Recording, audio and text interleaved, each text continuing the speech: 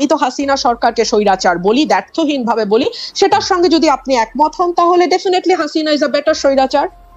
আচ্ছা, আমি খুব মনোযোগ দিয়ে প্রধানমন্ত্রীর সংবাদ সম্মেলন দেখি, তার একটা বড় কারণ হচ্ছে বিনোদন। আমাদের বিনোদনের অভাব আছে এবং আমি এই সংবাদ সম্মেলন থেকে যথেষ্ট পরিমাণ বিনোদিত হই। বিনোদনটা এ কারণেই যে একটি ছোট্ট মিষ্টি প্রশ্ন, যে প্রশ্নটি আসলে প্রধানমন্ত্রীর অত্যন্ত মনোপুত হবে, এরকম একটি প্রশ্ন করবার আগে দীর্ঘ সময় ধরে প্রধানমন্ত্রীর নানা রকম প্রশংসা করা হয়, এমনকি আঞ্চলিক ভাষায় মানে আমি আসলে বলেই ফেলি, এই বেডির সময় ফসল ভালো হয়, এই মানুষটি ম্যাজিক লেডি, এই ধরনের কথাবার্তাও খুব চমৎকার ভাবে বলা হয়। এবং আপনি অস্বীকার করবেন বলে আমার মনে হয় না, ওই সময় তো ক্যামেরায় ওনার ফেস ধরা থাকে, ওনার যে উচ্ছ্বাস, আনন্দ এবং চাপা গর্ব আমি দেখি, তাতে আমার মনে হয় চাহিদা যোগানের একটি চমৎকার আয়োজন সেখানে হয়। একটা কথা খুব স্পষ্ট, প্রধানমন্ত্রী যদি সত্যি সত্যি না চাইতেন যে এই স্তুতি স্থাবকতা চলতে থাকুক, তাহলে কারো ঘাড়ে দুটা মাথা নাই যে সেই স্তুতি করবে।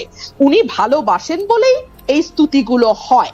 এবং প্রশ্নগুলো আপনি লক্ষ্য করবেন, ধরুন যখন আমাদের একজন শীর্ষস্থানীয় পুলিশ কর্মকর্তার দুর্নীতি নিয়ে পাতার পর পাতা রিপোর্ট প্রকাশিত হলো, আইনজীবীরা দুদকে গেলেন, আইনজীবীদের মানে বিষয় আমলে নিয়ে দুদক তদন্তেও নামলো, প্রধানমন্ত্রীকে নিয়ে তো এই প্রশ্ন করাই যেত। কেন করা যেত আপনি প্রশ্ন করতে পারেন, যেটা তো আসলে প্রধানমন্ত্রীর দায়িত্ব না, এটা দুদকের দায়িত্ব, পুলিশ আইন শৃঙ্খলা রক্ষাকারী বাহিনীর দায়িত্ব, উনি কেন এটার মধ্যে কথা বলবেন এই কারণেই যে বাংলাদেশের প্রধানমন্ত্রী যেহেতু মশা মারার কৃতিত্ব থেকে শুরু করে মানুষ হত্যার বিচার পর্যন্ত সকল কিছুই আপনি এত চমৎকার বলেন, আসলে শুনতে ইচ্ছা করে, কিন্তু একটা প্রশ্ন না করে পাচ্ছি না। আপনার কাছে কি মনে হয় যে আপনি উচ্চ পর্যায়ে পুলিশ কর্মকর্তা যাকে বলছেন তিনি আসলে অবসরপ্রাপ্ত কর্মকর্তা, এবং তার কেস যে দুদকে নেওয়া হয়েছে সেটা প্রধানমন্ত্রীর জানার বা এপ্রুভালের বাইরে, এইটা আপনি মনে করতেছেন?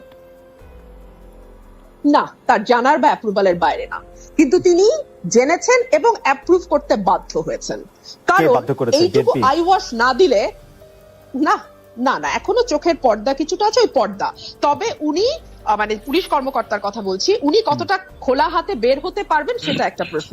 ধরুন বেসিক ব্যাংকের বাচ্চু শেখ আব্দুল হাই বাচ্চু, ওনার নামের আগে শেখ ছিল না, আমি জানতাম না, ফরাসউদ্দিন সাহেব যেহেতু দুদিন আগে সেটা খোলাসা করেছেন, সেটা অবশ্য আপনাদের রিপোর্টারদের একটা ফোরামেই তিনি খোলাসা করেছেন, সেখানে তিনি স্পষ্ট করেছেন নামের আগে শেখ ছিল না, এখন শেখ যুক্ত হয়েছে। আচ্ছা, আব্দুল হাই বাচ্চুকে নিয়ে কিংবা আচ্ছা কোনো ব্যক্তি বাদ দেন, বাংলাদেশে মন্দরিনের পরিমাণ 4.5 লক্ষ কোটি টাকার উপরে, এটা আমরা বলছি না, অর্থনীতিবিদরা বলছেন।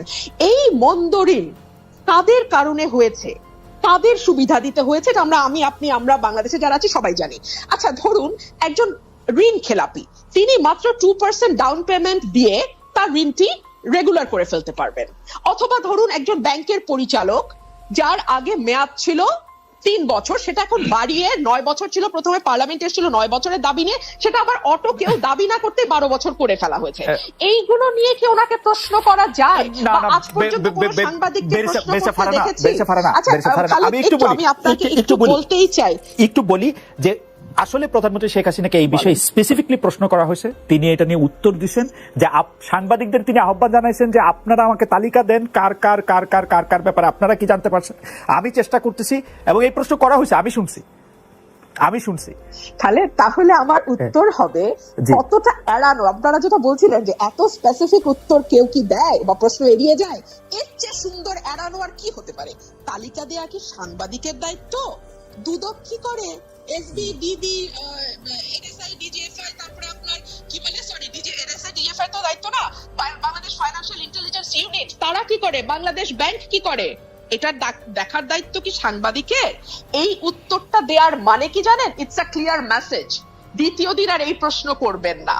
ঠিক যেমন সংসদে দাঁড়িয়ে আমি যখন বাংলাদেশের অর্থনীতির দুরবস্থা নিয়ে এবং টাকা পাচার নিয়ে কথা বলেছিলাম, তখন বাংলাদেশের সাবেক অর্থমন্ত্রী আহম মোস্তফা কামাল বলেছিল, আপনারা কি করেন বিরোধী দল, আপনারা তালিকা দিতে পারেন না, বিরোধী দলের তালিকা দেওয়া কি বিরোধী দলের কাজ?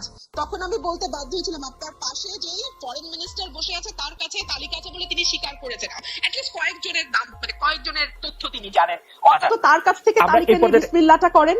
জি, ইন্টারেস্টিং পয়েন্ট। আমি তো বিএনপির কথাই তিনি হয়তো বলেছেন যে তারা আসলে নির্বাচনে কেন আসবে, তাদের নির্বাচনে কে, মানে নির্বাচনে যদি তারা আসেন কে হবেন তাদের পরবর্তী নেতা, এটা তো একটা বিরাট কথা। এটা তো আগে ঠিক করে তারপরে নির্বাচনে আসতে হবে, তা নাইলে তো তারা যে কোনো ছুতো নাতায় নির্বাচন বর্জন করবেনি। দেখলাম চ্যানেল 1 বন্ধ হয়ে যেতে দেখলাম, দিগন্ত টেলিভিশন বন্ধ হয়ে যেতে দেখলাম, আরো কিছু কিছু চ্যানেল আমার স্পষ্ট মনে পড়ছে না, রিসেন্টলি নেত্র নিউজ বাংলাদেশ থেকে দেখা যায় না। দেখুন কোন তথ্যটি সঠিক, কোন তথ্যটি ভুল, কোন তথ্যটি বিভ্রান্তিকর, কোন তথ্যটি সঠিক, এটা আসলে আপনি আইন করে বা মিডিয়া বন্ধ করে কখনো করা যায় বলে মনে হয় না। সম্ভবত এটি করবার সবচেয়ে ভালো উপায় হচ্ছে মানে ভুয়া তথ্য বা যেটাকে বলা হয় ফেক নিউজ, যেটা নিয়ে এখন খুব আলোচনা হয়, সরকারের মধ্যেও প্রায় শুনে এই কথাটি, ভুয়া তথ্য, গুজব ছড়ানো ইত্যাদি ইত্যাদি। এইটার সব এখান থেকে বেঁচে যাওয়ার বা এখান থেকে বেরিয়ে আসার সবচেয়ে আমি বলবো যে গ্রহণযোগ্য মাধ্যম হচ্ছে মুক্ত গণমাধ্যম।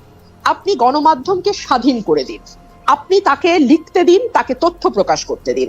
দেখুন প্রধানমন্ত্রীর প্রেস কনফারেন্স নিয়ে আজকে আলোচনা শুরু হয়েছিল, একটা ভেরি কমফর্ট জোনে বসে যেই মানুষগুলো আপনার সামনে হাসি হাসি মুখ করে বসে, প্রথম সারি, দ্বিতীয় সারি, তৃতীয় সারি, এর পরের সারি, প্রতিটি মুখের মধ্যেই তার বক্তব্য লেখা আছে। সেই লেখাটা আমি যেমন পড়তে পারি, প্রধানমন্ত্রীও পড়তে পারেন। সুতরাং তিনি ভেরি কমফর্ট জোনে থেকে শুরু করেন তার যাত্রা।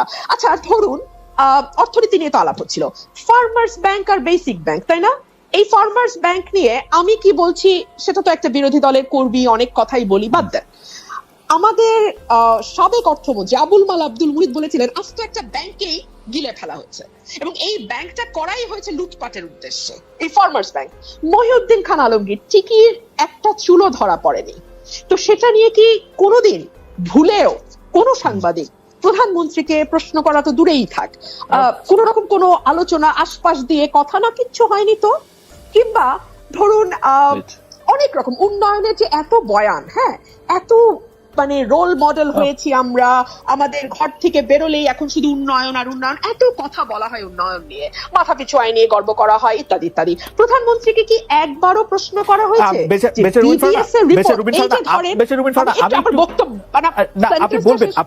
আপনি বলবেন সেন্টেন্সটা শেষ করবেন, আপনি বলবেন।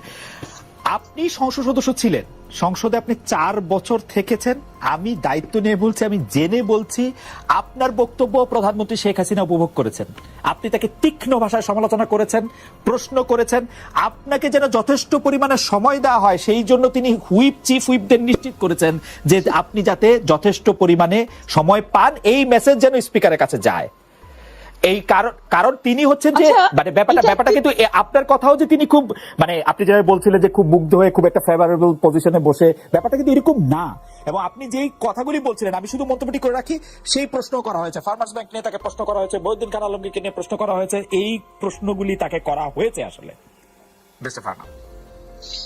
তাহলে আপনি যদি আমার বাক্যটি শেষ করতে দেন তাহলে কি সুবিধাটা হয়, আমার মনে থাকে না। ধরেন আমি ভুলে গেছি, দীর্ঘ আলাপ করেছেন তো আমি আমার কি বাক্য বলতে গেছিলাম ভুলে গেছি, আপনি এই মুশকিলটা হয়। যদি বাক্যটুকু শেষ করতে পারলে তখন একটু সুবিধা হয়। আচ্ছা আমি একটু ছোট বাক্য ব্যবহার করলে সুবিধা হয়, বড় বাক্যতে হ্যাঁ উন্নয়নের বয়ান, জি উন্নয়নের বয়ান কি করব বলেন, আমার বাক্য একটু লম্বা হয়, বাক্য হ্যাঁ ছোট করে বললে আমার একটু ইন্টারাপ্ট করতে সুবিধা হয়, মানে বুঝতেই পারেন ফারহানা, আমি আসলে বেতনই পাই এর জন্য আপনাকে কেন জানি আমার কথাতে ইন্টারাপ্ট করতে খুব ভালো লাগে। না কারণ হচ্ছে এর একটা কারণ হতে পারে যে লাইন বাইরে যে আমি ইন্টারাপ্ট করতেছি এটা আপনি শুনতে পাচ্ছেন না, এটাও হতে পারে, মানে এটা টেকনিক্যাল একটা ফল্ট আমাদের। খুব ভালো শুনতে পাচ্ছি। Okay please continue, please continue করুন। উনাকে আপনি কোনো প্রশ্ন করেননি, পরের দফায় 2 দফায় কোনো কোশ্চেন করেননি, প্লিজ এটা আবার দেখেন আবার একটু আপনি।